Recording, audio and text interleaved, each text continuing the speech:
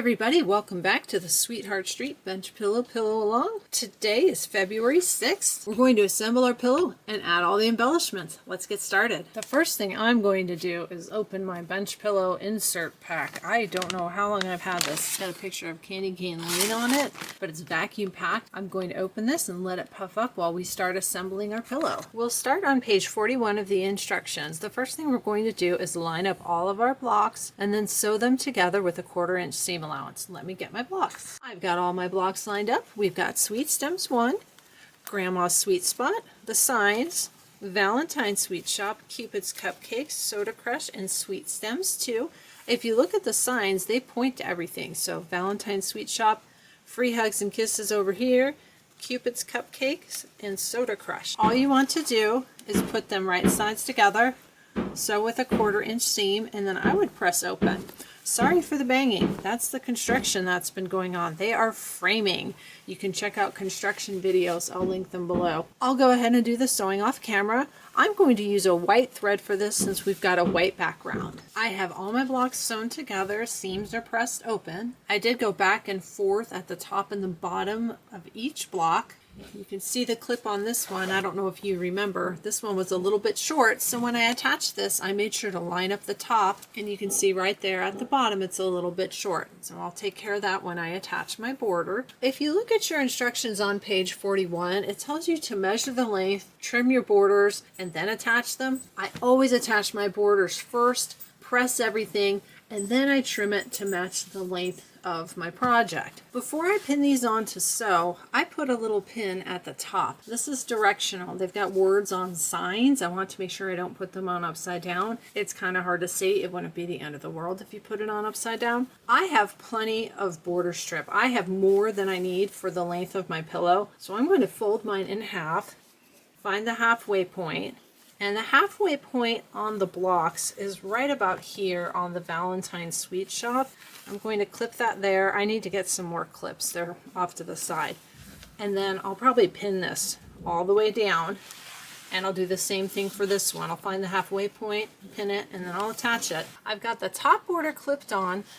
My bottom border is next. See how nice and straight this is? You can double check, line up a ruler if you've got any weird bumps or anything and you want to straighten that out, you can. I need to remember when I get to this spot right here, you can see that the border's short. I need to account for that and make sure that I attach it and follow it straight, that I don't, clip it up and follow the border and make it crooked. So if you have anything crooked, remember to keep an eye on that. One of the things I like about using quilt clips is I can clip it right here on the seam and keep this nice and flat. I'll go ahead and sew on my border. I've got my borders sewn on. When you go to press your borders, watch out for things like the vinyl here. You've got vinyl.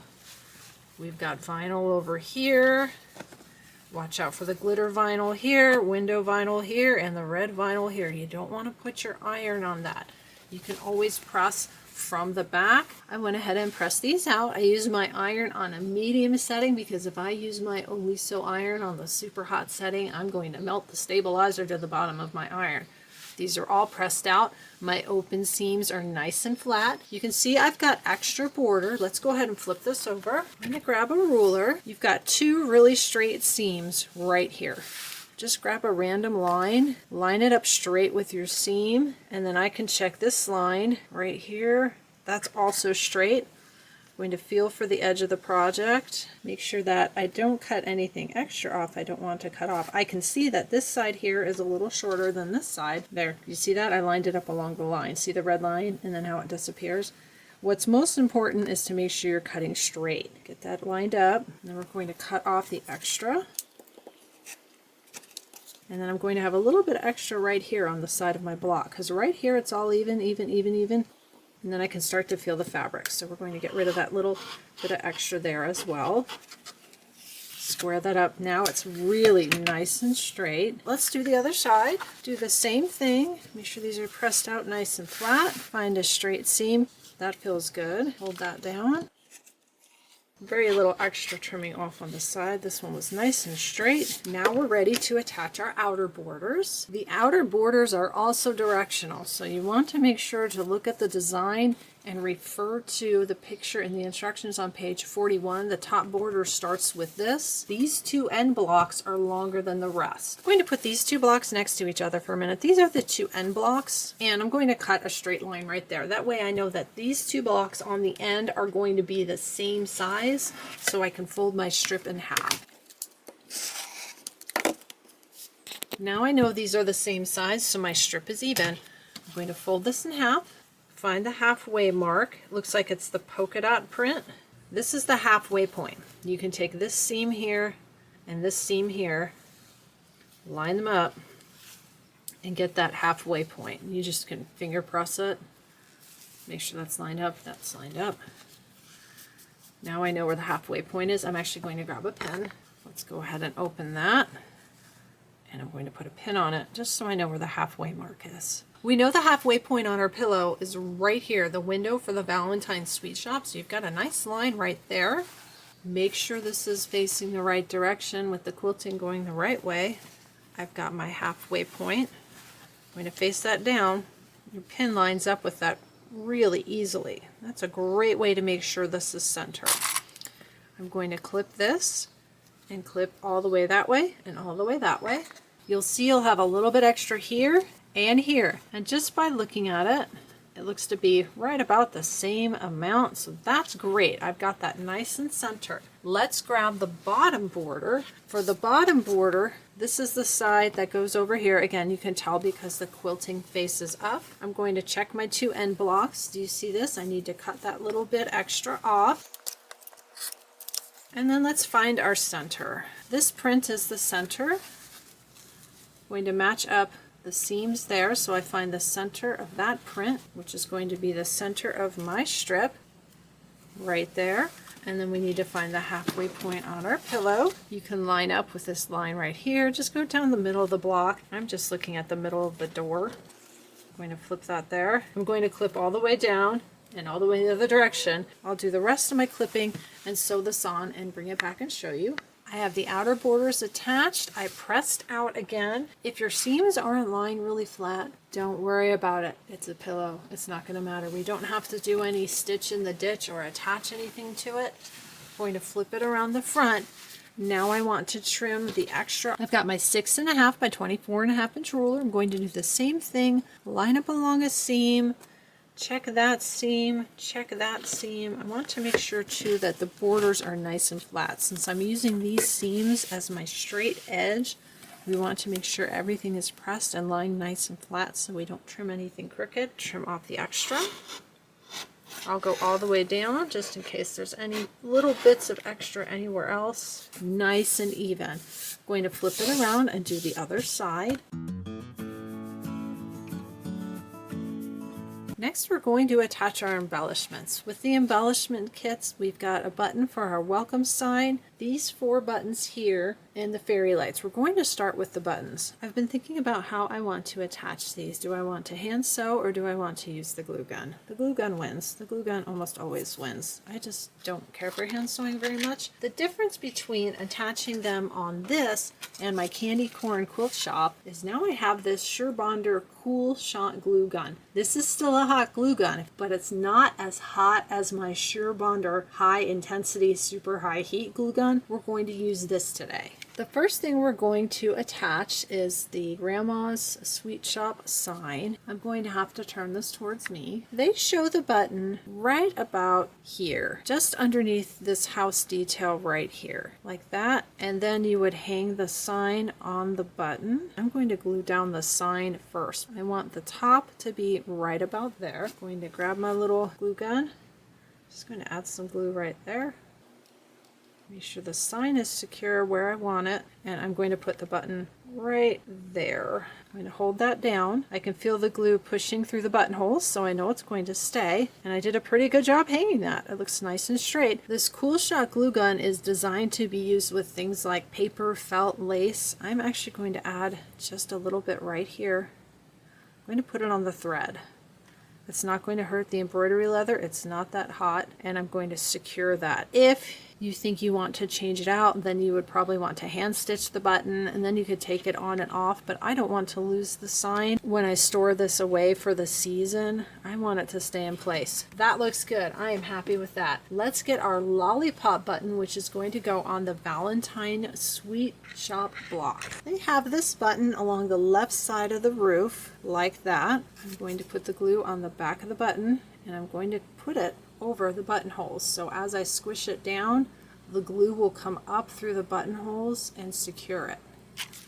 That should be plenty of glue. Set that where I want it, right there. Push that down. I can see the glue coming through the holes, so I know that as it cools, it's going to harden and be nice and secure. That looks good. I'm going to hold that for a little bit. And the next two buttons we're going to do are the Cupid's Cupcake buttons. Cupid's Cupcakes, we've got a green button and a pink button. You want to set it like it's part of the cart, setting on top of the gray. That looks pretty good. We'll do this one first. Again, over the holes, all over the back of the button, and then I'll get this one ready. I'm going to press them down at the same time, that way I don't accidentally put one too far over to the side and not have them where I want them. It's much easier working with this Cool Shot glue gun. I'm not worried about scalding my fingers. I don't have to wear the silicone finger covers. I could, but I don't necessarily need them. Place these, get them into place. That looks good. And then push them down, and I'll let those cool. After these are cooled, we're going to attach the drive-through sign. We've got our Soda Crush block. Got my drive-through sign. Same thing. Glue gun, glue it on the back, and then we'll press that down and let it cool. I'm really glad I bought that glue gun. That's a lot easier to work with than the high temperature one. The high temperature one is really good for certain things, but for little tiny crafty things like this, that low temp glue gun has really been nice to have. I'm going to let that cool. I can set this aside. We're going to stitch the battery pack pocket. That'll give all of these buttons a chance to set and to cool if you used a hot glue gun. Next, we're going to make the battery pack pockets. You should have 2 strips like this. The measurements are in the fabric cutting instructions at the beginning. I'm going to set one aside. We have to make 2 of these, but we're going to do one at a time. Right now I have this right side up. We need to flip it wrong side up. We're going to fold it in half, wrong sides together. I'm going to bring it from the left to the right, wrong sides together, and I'm going to finger press right there. Grab a ruler. We want to measure 2 1/4 inches from the center fold, that's this fold right here, and mark the fabric. 2 1/4. I have these friction fine liners. They iron away. They're not really for fabric because sometimes they leave a ghost mark, but this is going to go inside the pillow, so I'm not worried about it leaving a ghost mark. We're 2 1/4 inches from the fold. I'm going to go ahead and mark that.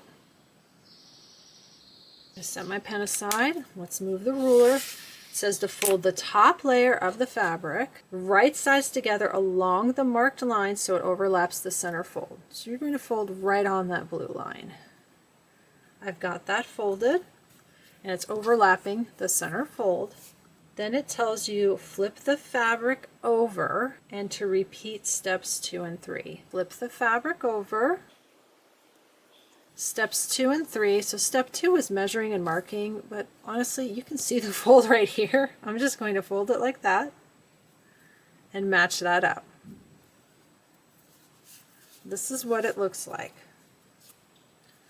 So now the edges right here and right here are right sides together. Now you have raw edges, and if you're looking on page 42, raw edges at the top. We're going to sew, it says a 1/4 inch seam right here and right here. So just on the sides. Do not sew here and don't sew here. I'll go sew this and bring it back. I've got a line of stitching here and here.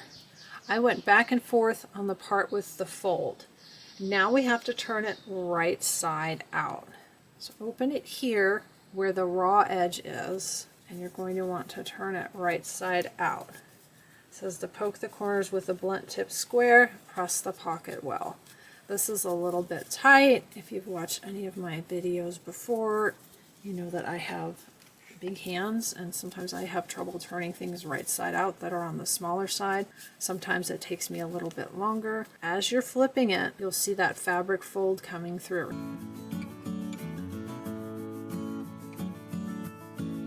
So when you look at this part here, the raw edge is going to be sewn into the pillow, and you have a little pocket right there. We'll be putting our light just like that. Let me press this and you'll see that this line will go away. See how the line is gone? Next we need to poke the holes in the eyelets. If you've got one of those punch tools, this will be really easy. I'm looking at the picture on page 43. It tells you to use fine tip scissors. I have scissors that look like that. These are Kimberbell scissors. They came in the scissor kit that I don't think is available anymore. It came in a nice blue tin. It tells you to poke it in the hole, so we'll get it centered. If you don't want to poke holes in your quilt, you can glue rhinestones here instead. That'll look just as cute, but I've got fairy lights. Let's give it a go. Okay, poking it through. Don't poke your fingers on the back. I've got my fingers on either side of the eyelet. You could probably do this with a seam ripper as well. And then you want to rotate it. That helps make sure the opening will hopefully be big enough for the fairy lights. Let's look at the front. Looks like it is. I'm actually going to pull a strand of fairy lights and let's try to put one through. Here's one of the strands of fairy lights. It's included in the embellishment kit. You've got one on the end, so that would be the first one, but let's take the next light. Kind of fold it like that, and then it's going to need to go up through that hole. When you push these through, you can reopen the fold because you had to fold it to push it through. So by flattening that out like that, see how the light is flat? It's not going to go back through the hole. But I need to get it out so we can poke the rest of the holes. It does tell you that after you poke all the holes, to put a fray preventative product on the back. I'm not going to do that. These holes are so small. I feel like if I put the fray check on it, it's going to close the hole, and it's got all the nice satin stitching around it. It's not going to fray. It's not like we're going to be yanking things in and out of these holes. We have to worry about that. So we've got eyelets on Grandma's Sweet Spot, Free Hugs and Kisses, Valentine's Sweet Shop right here, and Cupid's Cupcakes. Give yourself some time, have a snack. You just need to sit here and poke through all of these holes. I'll go ahead and do that off camera. If you're doing this on your cutting table, I don't want to put a bunch of pokey holes in my nice cutting mat. I have a cheaper cutting mat. I'm going to use that. That way, as I'm pressing down and I'm making the holes, if I damage the cutting mat, I'm damaging the smaller, cheap cutting mat that I really don't care about, not damaging my big, expensive, nice cutting mat. Just an observation as I'm working on this, if you haven't sewn your pillow together, I think that it would be easier to poke these eyelet holes before the whole thing is sewn together. You can poke the holes in each block and then you don't have to fuss with the whole thing and moving it around. Next, we're going to work on sewing our pillow together. It tells us to measure the length of the pillow in the middle. I went ahead and I measured across the top, inner border, middle, kind of averaged it out. Mine is 37.5 inches long. Once you have that measurement, it tells you to trim the back fabric the same length as the front. You can also do this by laying down the front fabric and putting your pillow on top of it. I don't have enough space with the camera here, or I would do that, so I'll go ahead and I'll trim that part off camera. Once you have your fabric trimmed to the length of your pillow, it tells you trim 2 inches off one long edge of the back fabric. This is going to be the zipper cover fabric. I have my backing fabric here. I have it folded in half so it will fit on the camera. I'm going to go grab my pillow. So see how the bottom edge is lined up? Here's the backing fabric. Got it laid along the pillow, nice and flat. This is what I have that's extra. It's 1.5 inches. It's not 2 inches. So before you go cutting 2 inches off of that, I would recommend measuring it, seeing if you actually have 2 inches. I had 1.5 inches. Originally, I was going to cut that off and try to make the zipper cover with that, but then I cut it wrong and cut 1 inch, so I ended up diving into my scrap bin. I trimmed the backing fabric so it was the exact size to fit my pillow. In my scrap drawer, I have this really pretty Flower House basic fabric. I can tell this is long enough. It's wide enough. I'm going to cut myself a strip of fabric 2 inches wide by 37.5 inches long, and I'll be using that for my zipper cover. It tells us to fold it in half lengthwise, wrong sides together, and press along the fold. Like that. And then press it along the fold. Press that, and then we're going to set that aside. It says to align the raw edges of the zipper cover fabric. That's this. We fold it in half. So here's your raw edge, and here's your fold. We're aligning the raw edge like this along the bottom. I'm going to clip that there so it doesn't slip out of place. Going to grab our zipper next. The zipper's in the embellishment kit. The zipper is longer than the pillow, which is good. That's what you want. It tells you to align the bottom edge of the zipper tape with the raw edges of the zipper cover and the pillow front. Center the zipper horizontally, and we're going to be placing it right side down with the pull to the left. Here's the zipper pull. I already have it on the left. Now I have both the zipper cover and the zipper pull clipped to the bottom. So here's the zipper pull right side down. Here's the zipper cover. Raw edges are here and fold is here. And here's the bottom of our pillow. We want to go all the way down, pin or clip them together. Go ahead and attach this with a 1/4 inch seam allowance. I've got that attached. So there's the cover next to the pillow, and here's my zipper.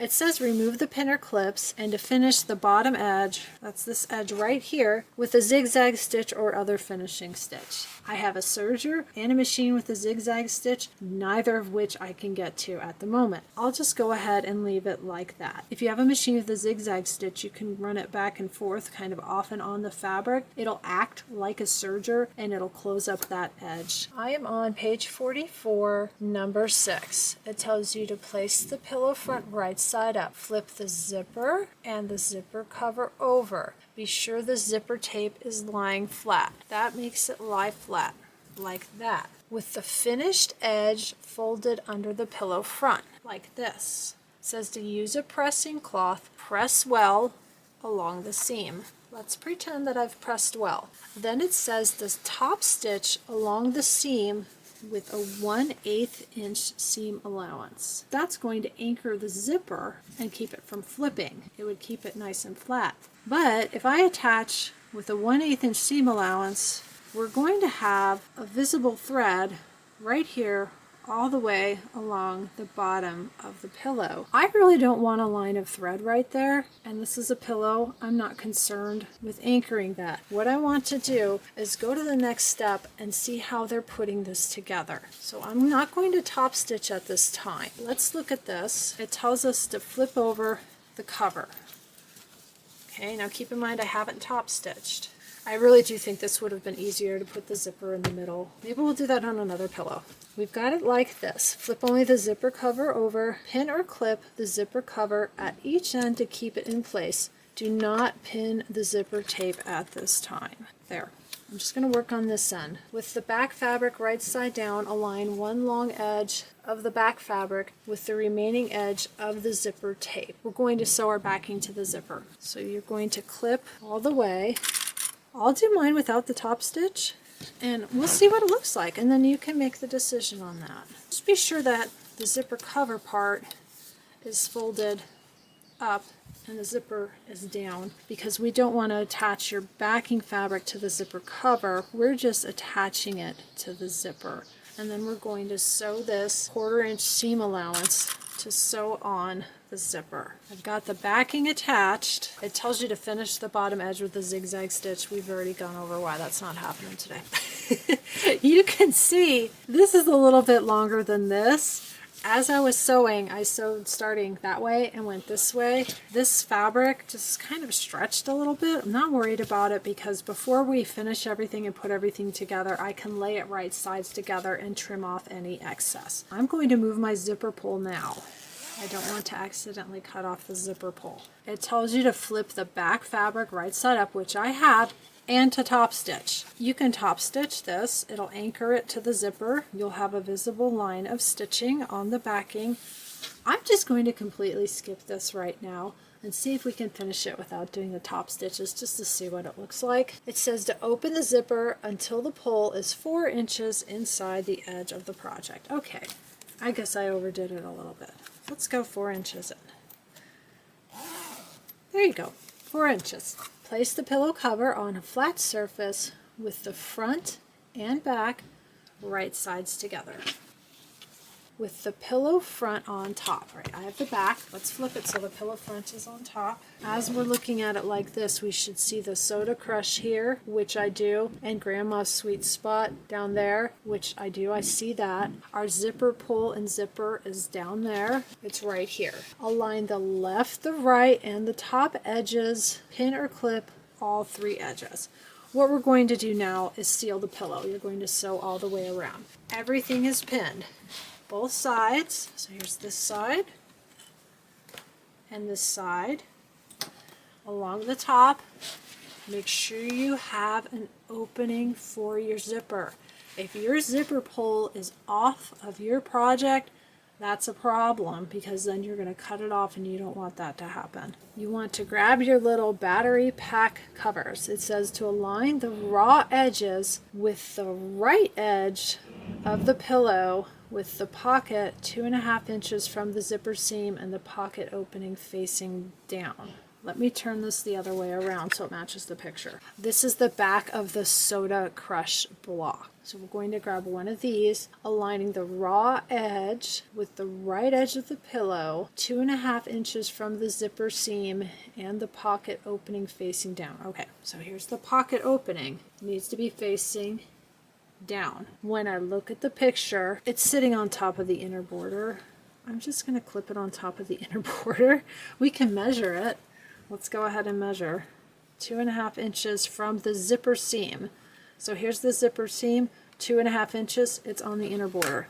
Easy way to do that. I'm going to attach it like that, right at the top of the inner border, and it's almost right at the bottom. It runs over just a little bit, and then we're going to put one on the other side. Make sure you've opened your zipper. Your zipper pull is here. Your zipper pull's not hanging over here. You don't want to cut off your zipper pull. That would really stink. Sew around your 3 pinned edges with a 1/4 inch seam allowance, starting at the open end of the zipper. That's fine. You can start at either edge. You just need to go all the way around. I would go back and forth, sew all the way around, and when you get to the other end, go back and forth. Everything is sewn. I thought I'd show you the side that was a little uneven. See how it's nice and straight, straight, straight, straight. Oops, I've got a little bit of extra fabric there. I can go ahead and cut that off now and cut off the extra zipper, and then here you can cut off anything that's extra. Make sure, one more time, find your zipper pull. Here it is, that it's inside of your pillow. You don't want to accidentally cut that off. One thing I do like to do whenever I'm working with zippers, and also with this little thing, with zippers, I'll stitch over it, go backwards, stitch over it again. And I did the same thing with the battery pack. I stitched over it, I went backwards, and then I stitched over it again and kept going. That's just to make it a little more secure. What I want to do now is just get rid of this fabric and get rid of this edge of the zipper. I have a rotary cutter I use with cheaper blades to cut over sticky things, things with zippers, that sort of thing. So we're going to cut that and get rid of that. Just that little bit of extra fabric. You can see the blade is even a little bit dull. I probably need to change it. Just get rid of that. And then we're going to go to the other side, and I need to trim away that little bit right there. Now it does show in the instructions that you can clip your corners to reduce the bulk. I'm not going to do that, I'm not worried about it. You see all these little threads? That's because I didn't finish the edges. So if you go around with your zigzag stitch and finish the edges or serge it, you're not going to have that problem. The next thing I'm going to do is put in the fairy lights. There's some great illustrations on page 46. This is what I showed you a little bit before, that you fold it like this, then you slide it through the hole, and then once it's through the hole, you flatten it out like that, and then it even shows gently twisting the wire. That'll keep it from unwrapping or from slipping out of the hole, and just going hole to hole to hole, how to take care of any extra wire just by twisting it up and out of the way. We have 2 strands of fairy lights. If you've never worked with these before they'll work or turn on, you see if I try to turn it on right now, nothing happens. You have to pull out this little tab. That's just blocking the battery from connecting to the little electric piece in there, so the battery doesn't accidentally turn on during shipping or storage. There you go. Now they're ready to go. I'm going to unwind this, and I want to start at the end closest to my battery pack and then go across the pillow. Here's my battery pack, and I've unwound this strand of lights. We'll go to one side. We can tuck it in now, we can tuck it in later. I'm going to tuck it in now because I have a feeling that if I don't tuck it in now, I'll start putting the lights through and it'll be too tight and I won't be able to tuck it in later. I'm going to want to open my zipper a little bit. That way I'll be able to get my hand inside to work with the fairy lights. I'll probably just unzip it all the way. Got the battery pack in there. Let's fold it over. Looking for the first fairy light. You can turn it on too. Okay, here's the first fairy light. Here's the soda crush right here. That's the side that I'm on. That can go here. So you just have to fuss with it as you're putting the lights in. Like this light you would go all the way around, and then you're going to have some extra and just move between everything. I'm going to turn it off while I'm working with it. Here's the little light right here, and I did show you how to do that. So you're going to fold. We'll just look at it from the back side. I'm going to put my hand in here. I'll be able to feel when that comes through on the other side. If I can't get it to push through, I need to get my scissors again, which I need to do. And now I'm on the back side, but that's fine. This needs to go through. There we go. So it's through. Then if you want to look at the front, here's the front. You would flatten it out so it's not going to fall back through the hole. There's the light right there. You can twist it. That'll keep it nice and flat. And then just squish against the pillow. That one's done. On to the next one. Here's my next light. Same thing. Bend, poke it through the hole. If it doesn't fit through the hole, I'm going to guess, especially on this one, the Soda Crush one, I think is the most difficult. It had the glitter vinyl, and I did have a hard time poking through these holes. You should probably poke through these from the front. It'll look neater. We've got that through. It's nice and flat. I'm going to twist it in a circle like that so it won't untwist, and then push it against the pillow. Let's turn that on so you can get an idea what that's going to look like. Ooh, fancy pants. I need to go through and do all the lights. Also on the back side, let me turn that off. When you're on the back, you can flatten these out. Now I've got extra here between the first light and the second light. I'm going to bring them together and twist it. This will help keep them from falling forward through the front of the pillow. So by twisting them on the front, you keep the lights from falling back through, but by anchoring them like this on the back, you keep them from falling forward. You just have to go through and do all of your fairy lights. I'm going to do that off camera. I'll make a note of the time. I'll let you know how long it takes. All the fairy lights are in. That's how long it took me to do that, plus the first 2 that I did on camera. And I sat here and all I did was fairy lights. That gives you an idea how long that takes. Now we need to flip it right side out. If you want to trim your corners, you can. I had quite a bit of extra fairy light here. I tried to put some washi tape on it, but it doesn't seem to be sticking. I have some of this stuff called label tape. I use that on the bags. I think I even linked to it in the first Sweetheart Street video where I show fabric organization. I just want to keep these folded up and out of the way. We're going to turn right side out. And then we'll put our pillow insert in. Let's get a good look at it. I've got it here on the sewing chair. We do have a bench by the front door, but there's a bunch of stuff on it right now. Let's go ahead and take a final look. Thank you so much for making the Sweetheart Street bench pillow with me. I've got my glowing flower pot because I have the extra lights behind that. You could always cover them with fabric, put a piece of dark fabric in front so you don't see that. Or I could flip that behind the pillow and then you won't see it at all. Let's look at all the embellishments. We've got our nice lights, our sign, vinyl windows. The border came out really nice. If you're working with the bench pillow, take it out a few days early. Mine still hasn't puffed up completely, so it looks a little bit flat. Got our sign right here with all the lights, really pretty. Here's our Valentine's Sweet Shop. Vinyl windows on this one as well. Twinkle lights, more vinyl windows. I actually like the light behind the chimney like that. That turned out really well. That was because the strand was going from here to here, and it just wouldn't quite fit, so I skipped the light, and that's where it ended up. We've got our Cupid's cupcakes. Yum. I need a cupcake. Those look really good. I know they're plastic, but they still look good. Love this fabric here. Love the detail on the embroidery. That's looking really good. Here's our Soda Crush. We've got more twinkle lights here with the glitter vinyl. Really pretty. Our little drive-through button. And then over here, I believe the Sweet Stems too. It came out great. Really like it. This is my first bench pillow. I do have the Candy Cane Lane bench pillow, but I don't have an embellishment kit.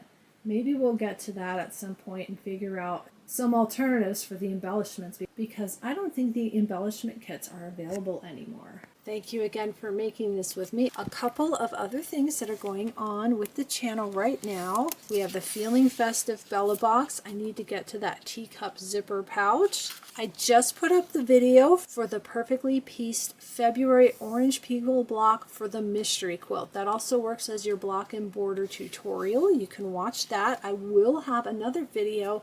We're going to work on this month's project with a little twist. I'm going to give you several different ideas, different ways you can arrange this, different fabrics, different looks, and show you some other ways you can use this orange peel block. For applique of the month, the January runner is posted. When I get the February one, I'll work on that and get a tutorial up for you. And I just posted a video with the Well Wishes designs and the cinch sacks. Be sure to check that out. I stitch out the Shine Bright and the Happy Birthday. One final look at the bench pillow. I can't wait to actually put it on the bench. Too bad there's a bunch of stuff on it right now, but sometimes that's the way it goes. It looks really good. Let me know if you've stitched out the Sweetheart Street bench pillow. If you're thinking about it, maybe you're just getting started. Maybe you're watching the videos first and then deciding if this is a project you want to do. It does look really cute with the twinkle lights. I think it would also look good with rhinestones. I think I would pick some coordinating colors. You could put some of the teal rhinestones here, maybe red here or pink, probably red here, teal again, and maybe just some white or some red here. Please be sure to like, subscribe, and share. If you have any comments or questions, please leave them for me below the video. I'd really appreciate it. Thank you again, and I will see you next time. Next, we're going to work on... What are you doing? Get out from under there. That way. Goodness gracious.